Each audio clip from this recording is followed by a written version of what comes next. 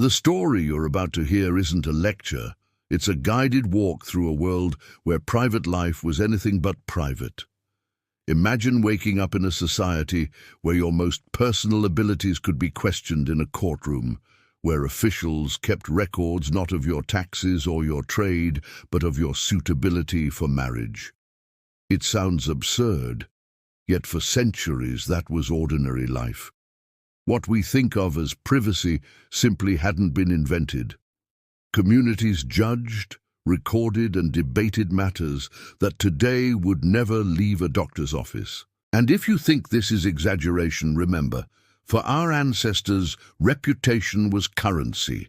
A single failure in love, in marriage, in rumor could change your place in the world overnight. Picture a city of stone walls and ringing bells. The market hums, and behind it stands a hall where disputes are tried. There, testimonies concern not land or theft, but whether a union is valid, because the law tied property, inheritance, and alliances to the success of a marriage. Officials, sometimes physicians or midwives, were called to observe, to conclude, to write. They did not use today's science. They used the tools their age offered: observation, tradition, and a determination to protect the social order. The language of the records is restrained, even clinical, but beneath the ink you can feel the pressure. Families worried about dowries, partnerships balanced on a verdict, futures decided in measured phrases, and if the legal chamber wasn't daunting enough, consider the first night of a noble wedding. You might imagine music, candles, and a closed door. Instead, the ritual could be semi-public, prayers spoken, curtains drawn, witnesses nearby to attest that the alliance had truly begun. This wasn't spectacle for spectacle's sake. It was politics. A marriage united houses, quieted borderlands, settled debts between kingdoms. Without proof, heirs might be challenged, treaties might falter, and decades later, lawyers would still be arguing over what did or didn't happen. So people watched or listened or inspected signs the next morning, not to revel in gossip, but to prevent future wars of words, and sometimes wars of armies. The church deepened this paradox. Spiritual leaders condemned excess yet managed vast economies. Cathedrals required money. Bishops oversaw lands, markets, and rights. Moral instruction lived side by side with administration, and the line between guidance and governance could blur. Even medicine joined the chorus. Physicians, drawing on ancient theories, believed cooperation between partners wasn't merely pleasant, it was necessary for conception. Advice books spoke in careful tones about compatibility, warmth, and balance, framing private harmony as a matter of health, not indulgence. None of this is to shock you with lurid detail. It's to show the machinery that made intimacy public: law, ritual, theology, and medicine working together to keep society predictable. When everything depended on heirs and alliances, the community felt entitled to confirm what today we reserve for two people alone. That's the core truth of the medieval world. Not cruelty for its own sake, but certainty at any cost. As we continue, keep that in mind. And if you appreciate peeling back the curtain on how people truly lived, stay with us and consider supporting more journeys like this by subscribing. The next step is darker, stranger, and closer to our modern lives than you might expect. Imagine standing in that chamber. The walls are cold stone, the windows narrow slits that let in only a pale light. Rows of benches line the space, filled not with curious onlookers, but with officials who believe they are safeguarding the moral and social fabric of their world. Before them stands an accused man, not accused of theft or betrayal, but of failing in the most private of duties. His entire future rests on the verdict, and yet the decision is shaped not by compassion, but by legal necessity. The record keepers are ready, quills sharpened, every gesture to be inscribed as evidence for generations. What for us is unthinkable was, for them, an accepted part of justice. The examinations weren't merely symbolic. They were methodical. Selected midwives or physicians carried the responsibility of judging capability. To them, this was not scandalous. It was civic duty. They believed their observations preserved truth and prevented fraud. Families pressed for these procedures because wealth, dowries, and inheritances depended on outcomes. If a union could not produce heirs, lands might revert to another branch, alliances might collapse, and entire communities might face uncertainty. One person's humiliation was, in the eyes of the court, the community's insurance policy. This climate produced stories that feel haunting even now. In one case, a man endured repeated investigations because his wife insisted on more proof. Each time, the ordeal became heavier, not because of what was done, but because of the pressure to succeed under watchful eyes. Anxiety alone could ruin reputations. Failure was not always physical, it was psychological, compounded by the awareness that one's most personal abilities were being judged as though they were property deeds. Families on both sides would sit anxiously, knowing fortunes might be won or lost by the words written that day. Marriage was not just affection, it was economy, alliance, obligation, and for the church, it was a sacrament that required certainty. The theology of the time held that union was incomplete without physical confirmation, and so courts insisted on evidence. From this perspective, the trials were not cruelty, they were safeguards against deception, tools to uphold canon law and maintain stability. What strikes us as invasive struck them as rational. Yet the records reveal the toll. Men fainting from fear, women pleading for annulment, scribes coldly documenting outcomes with phrases that reduced human lives to clinical notations. We live in a world where privacy is considered a right. Doctors close the door, courts do not interfere in bedrooms. But in the medieval imagination, privacy did not exist in the same way. Life was communal, reputations were collective, and private failure meant public consequences. Looking back, it is hard not to feel gratitude for the barriers we now take for granted. When intimacy is private, it belongs to those involved alone.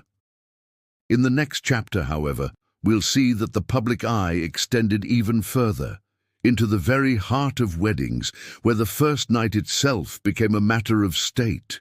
And that tradition reveals just how entangled love, politics, and spectacle truly were. Now picture the wedding of a noble family. The air is thick with incense, the hall filled with laughter, music, and the clinking of cups. Yet behind the joy lies a tension few couples today could imagine. For the bride and groom, their union is not only personal but political. The feast may celebrate love, but the true purpose is alliance. And because so much rested on this bond, the most private moment of all, the first night, was treated not as a secret but as evidence. Curtains drawn, prayers spoken, officials present to ensure that what mattered most to kingdoms and dynasties had truly taken place. For us, this feels unthinkable. The idea of witnesses lingering nearby while two young people attempted to begin their marriage seems like an intrusion beyond measure. But to medieval society, it was a safeguard. Without proof, the marriage could be challenged. Children born later might be declared illegitimate, dowries could be reclaimed, treaties dissolved, and wars sparked by questions of inheritance. Witnesses were, in their eyes, guardians of peace. It was not curiosity that brought them to the chamber, but duty, though one can only imagine the discomfort felt by the young couple at the center of it all. Rituals reinforced the spectacle. Families undressed the bride and groom, not in secret but with ceremony, each garment removed to the sound of jokes and commentary. Guests accompanied the couple to the chamber, sometimes tossing symbolic gifts meant to encourage fertility, sometimes laughing at the awkwardness of it all. The bed itself was blessed. Prayers whispered for strength and fruitful union. Curtains were drawn, but they were thin, and ears were keen. What should have been tender became performance, and the audience waited for signs. sounds, movement, or tokens the next day that would verify success.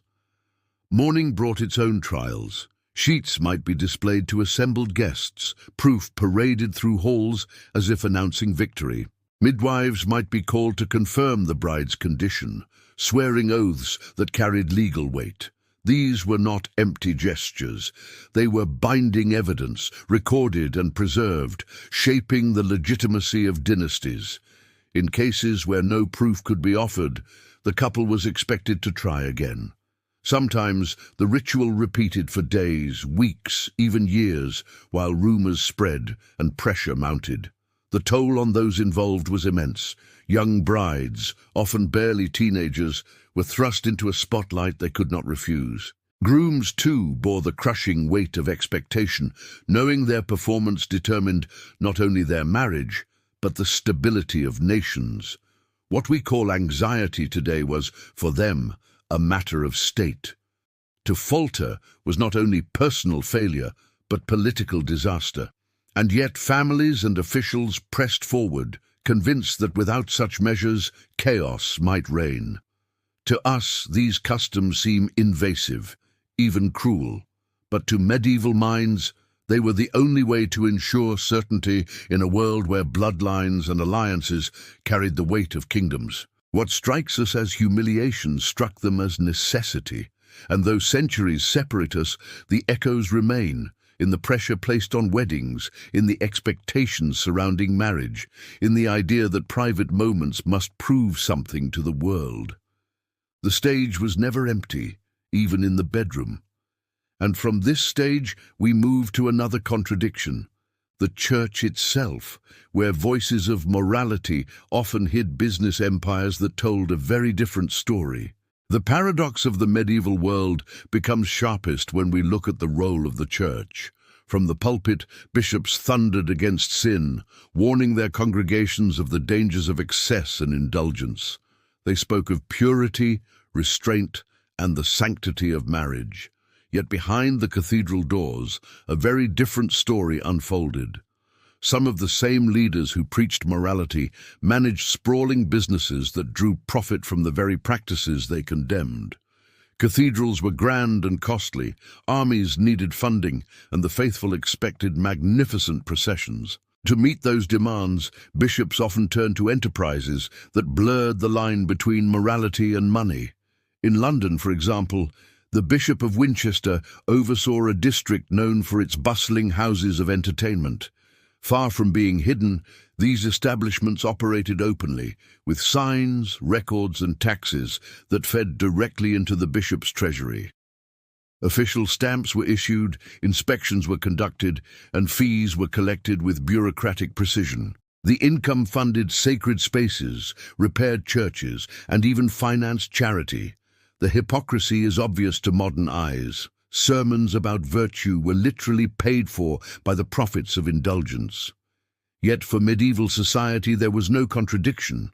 A bishop was not only a spiritual leader, but also a landlord, tax collector, and political figure. To them, economic activity, whatever its form, was simply part of governance. This intertwining of morality and commerce reveals much about the era. The church did not stand apart from society, it was society. Its leaders were administrators, judges, and financiers. They were expected to manage revenue streams, just as kings managed armies. If that meant taxing activities they preached against, so be it. Better, they reasoned, to regulate and profit than to leave matters ungoverned. By controlling these enterprises, bishops claimed to prevent worse harms, insisting that structure and oversight protected the community from chaos. Records from across Europe show how widespread this was. Taxes were meticulously logged, profits counted, and investments made. Some districts built entire economies around these enterprises, with regulations, protection services, and even retirement systems for workers. The revenue could be staggering, enough to raise new churches, fund festivals, and maintain the lavish lifestyles of clerical elites. It was not scandal hidden in shadows, it was an institution proudly stamped with coats of arms and recorded in ledgers. And yet, this contradiction left its mark. Councils debated the ethics of such practices. Reformers protested. But time and again, efforts to ban clerical involvement failed. The economic reality was too powerful. Cathedrals did not build themselves. Wars did not fund themselves. And so, the paradox continued. Sermons on purity, financed by enterprises of indulgence, morality tied to money, spirituality entangled with commerce. It is a reminder that power often justifies its own contradictions, finding ways to balance appearance and necessity. For us, the lesson is striking. We often imagine the Church of the Middle Ages as an untouchable moral authority.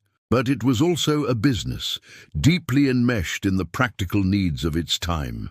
This dual identity, sacred and economic, shows how medieval people lived with contradictions that would tear modern institutions apart. And as strange as it seems, those contradictions shaped the very spaces where prayers echoed, hymns rose, and stained-glass windows glowed with holy light. From this tangle of piety and profit, another dimension emerges, the realm of medicine, where theories of health turned private intimacy into a matter of public concern. Medieval medicine carried its own strange weight in this story. Physicians, trained in universities and steeped in the writings of ancient authorities, believed that harmony in marriage was not only desirable, but essential for health. Their theories insisted that both partners had roles to play, and that true conception required balance and cooperation. It wasn't spoken of in terms of romance or affection, it was framed as medical necessity. Doctors prescribed methods, foods and rituals with the seriousness of treatment, convinced that without proper fulfillment, families would fail to produce heirs, and society itself could weaken. Guides circulated in learned circles described in careful clinical language how couples might overcome difficulties. Oils were recommended to warm the body, diets adjusted to balance the humors, and certain rhythms of life prescribed to encourage compatibility. To modern eyes, these instructions read almost like intimacy manuals. To medieval people, they were medicine, meant to ensure the continuation of households, dynasties, and communities. Midwives, too, became key figures, offering advice, observing outcomes, and serving as a bridge between theory and practice. What we might call privacy today was then a matter of public concern, addressed with treatments written in the same books that taught surgery or herbal remedies. But not all treatments were safe. Without modern science, some remedies relied on guesswork and inherited tradition. Herbal concoctions, exotic powders, and curious devices were all recommended with the belief that they could restore balance. Some worked mildly, others carried hidden risks, and still others were dangerous. Yet for people desperate for children, for families counting on heirs, the risks seemed worth taking. The choice was stark. Try what was offered, or face the shame and consequences of a union that failed in its most basic expectation.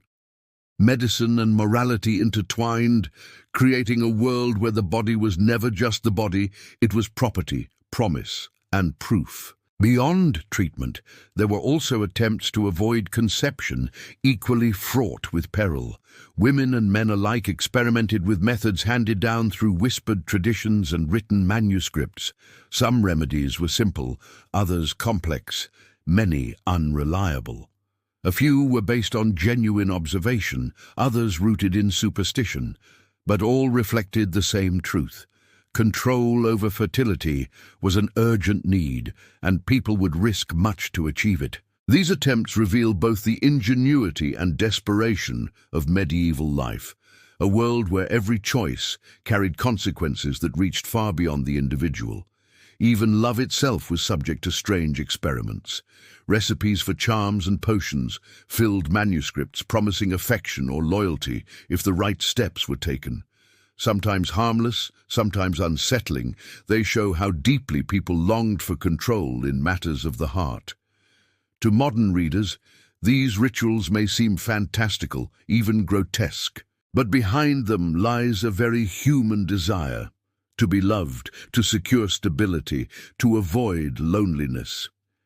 In a society where options were limited, people turned to whatever tools they believed might give them power, even if those tools came wrapped in mystery. And then there were punishments. Adultery, more than personal betrayal, was treated as a wound to the community itself. In some towns, humiliating rituals turned private failure into public spectacle, ensuring that everyone saw the consequences of stepping outside the lines. Crowds gathered, bells rang, and reputations were destroyed in a matter of hours. What for us would be handled quietly in private was, for them, a civic performance meant to restore balance. These rituals might seem cruel, but they were understood as necessary purges, reminders that the stability of the group outweighed the dignity of the individual. Looking back across these layers, courts that judged personal ability, weddings transformed into public proofs, bishops balancing morality with profit, doctors prescribing harmony as medicine, and communities punishing betrayal, it becomes clear just how different their world was from ours. Privacy, choice, and confidentiality are things we take for granted, but they are modern inventions. The medieval world made every aspect of life a matter of public interest. To live then was to be watched, judged, and recorded in ways we can barely imagine. And yet, across centuries, the core human themes remain: the longing for connection, the fear of rejection, the desire for control over one's life and family, the weight of social expectation. These are not medieval problems, they are human ones. What changes are the methods, not the emotions. That's why these stories feel both alien and familiar. They remind us that, while society evolves, the heart remains the same. So, if you've found yourself drawn into this strange past, consider staying with us for more journeys into the forgotten corners of history. Because what we uncover there has the power to make us grateful for the freedoms we enjoy, and cautious about the ways we still let others judge what should be private.